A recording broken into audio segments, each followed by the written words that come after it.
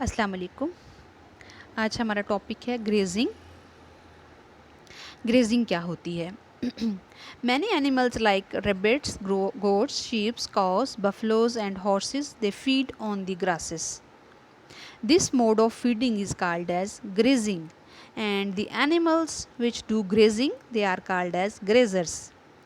Or these animals live in pasture lands where they feed on the grasses, herbs and shrubs. अब इसमें होता क्या है, if too many animals they are kept on the pastures they eat the grasses down to the roots. अगर ये animals बहुत ज़्यादा हों पास्चर्स के ऊपर, पास्चर कहते हैं चरागाह को, पास्चर लैंड चरागाह हैं, तो अगर ये एनिमल्स ज़्यादा हों और ये ग्रासेस के ऊपर बहुत ज़्यादा फीड करें और तो ग्रासेस को जो है डाउन टू रूट्स अगर उनको ईट अप कर लें तो ये ग्रासेस जो हैं ये मोर रेजिस्टेंस होती हैं then herbaceous plants and they have the ability to regrow very fast. अब ग्रासेस के अंदर ये एबिलिटी होती है कि ये बहुत तेज़ी से जो है वो रीग्रो कर जाती हैं।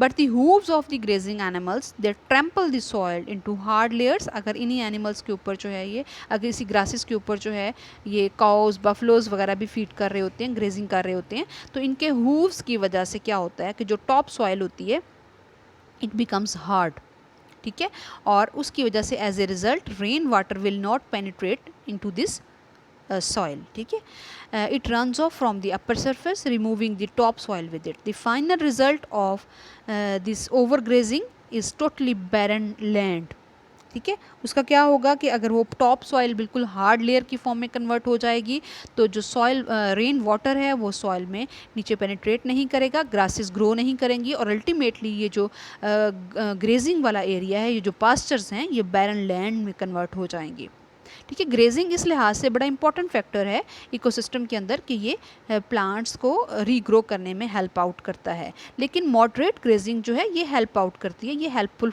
होती है टू मेंटेन द ग्रॉसलैंड इकोसिस्टम। लेकिन ये है कि अगर ओवर ग्रेजिंग हो जाए तो ओवर ग्रेजिंग की वजह से फिर जो ग्रास लैंड है it is transformed into a desert.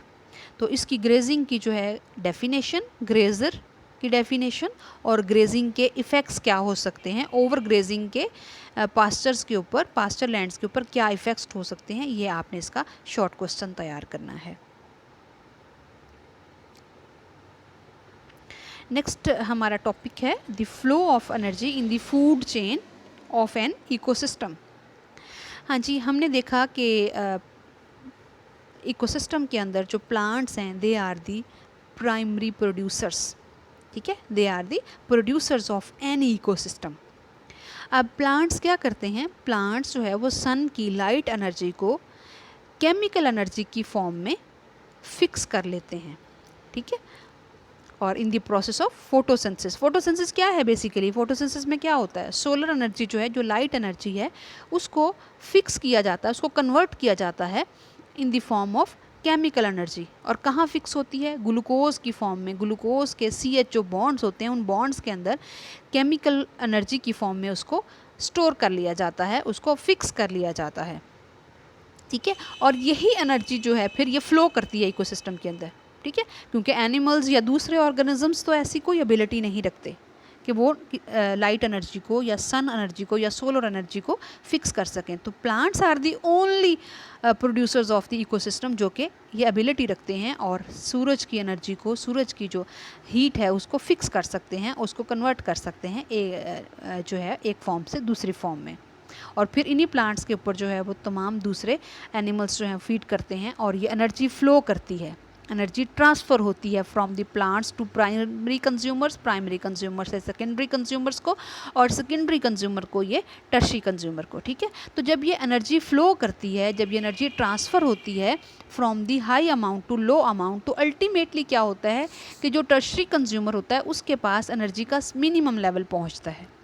तो अगर इस तरह हम इसको एनर्जी के इस लेवल को ड्रॉ करें तो हमारे पास जो है एक पिरामिड बनती है, एक पिरामिड ऑफ एनर्जी बनता है जो कि ये शो करता है कि कैसे अमाउंट ऑफ एनर्जी जो है वो किलो कैलोरीज की फॉर्म में ट्रांसफ़र हो रही है, how energy is transferred and changed when growing up the pyramid.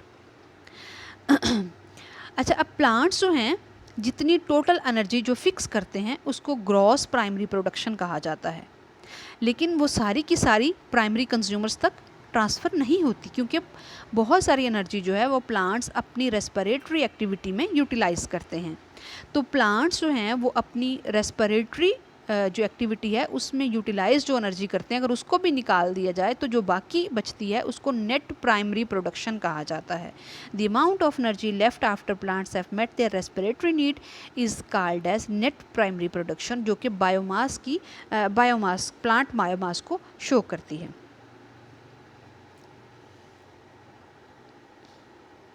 अब यहाँ पर आप इस डायग्राम में देख सकते हैं कि 1% सोलर एनर्जी जो है ये प्लांट्स जो हैं ये इसको पिक करते हैं। देखिए जितनी भी सनलाइट जो है वो अर्थ पे आती है, किसी भी इकोसिस्टम में आती है, उसका सिर्फ 1% जो है वो प्लांट्स जो हैं वो कैप्चर करते हैं और बाकी 99% जो है वो अदर प्रोसेसेस में यूटिलाइज होती है।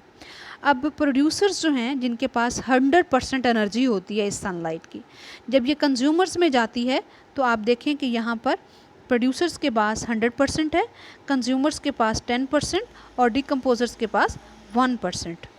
ठीक है, और हीट एनर्जी जो है ये लॉस हो जाती है इन दी आउटर एटमॉस्फेयर। फिर mineral elements in the form of faeces, excretory and decay products they are recycled on the earth. तो ये जो डायग्राम है ये आपको एक जो है वो फ्लो दिखा रही है, एनर्जी का ट्रांसफ़र जो है वो शो कर रही है। 1% of the total energy from the sun is trapped by the producers in an ecosystem. The remaining 99% of the solar energy is used to evaporate the water, to heat up the soil, and then lost in the outer space. As energy is transferred from one trophic level to the next trophic level, from producer to primary consumers, then 80 to 90% of the original energy is wasted as a heat as a byproduct of the respiration. A continuous flux of energy from the sun prevents ecosystem from running down. A pyramid of energy can be constructed showing the energy transfer in a community of organism. ये आपको energy pyramid दिखाया गया है। इसमें आप देखें कि producers के पास जो है फ़र्ज़ करें 10,000 किलो कैलोरीज एनर्जी है, तो प्राइमरी कंज्यूमर्स पे 1000 जाएगी और सेकेंडरी कंज्यूमर पे 100 और अल्टीमेटली टर्शियरी लेवल तक पहुँचते हुए ये 10 किलो कैलोरीज रह जाएगी। ठीक है, तो इस तरह अगर आप देखें तो यहाँ पर ऐसी पायरामिड जो है वो बनती है। इसको मैं अगेन ड्रॉ करती हूँ। यहाँ पर देखें सबसे ज़्यादा यहाँ पे, फिर उससे कम और उससे कम और अल्टीमेटली जो है यहाँ तक पहुँचते पहुँचते ये मिनिमम हो जाएगी। तो ये पायरामिड जो है इसको आप एनर्जी पायरामिड कह सकते हैं। A short food chain of the 2 or 3 links supports a community more efficiently than a long chain of 5 links, where much of the original energy from the producers never reach those organisms at the higher trophic level. Decomposers are able to obtain energy by converting the plant and animal tissues and waste into inorganic mineral form. ये मैंने आपको बता दिया कि जो plants और animal dead हो जाते हैं तो उनका जितना भी एनर्जी होता है, जितनी भी एनर्जी होती है उनकी, जितना भी उनका प्रोटीन और नाइट्रोजन कंटेनिंग कंपाउंड्स होते हैं, जो भी उनके माइक्रो और या मैक्रोन्यूट्रिएंट्स होते हैं, वो दोबारा से सॉइल के अंदर जो है वो उसका हिस्सा बन जाते हैं by the activity of the decomposers which are bacteria and fungi.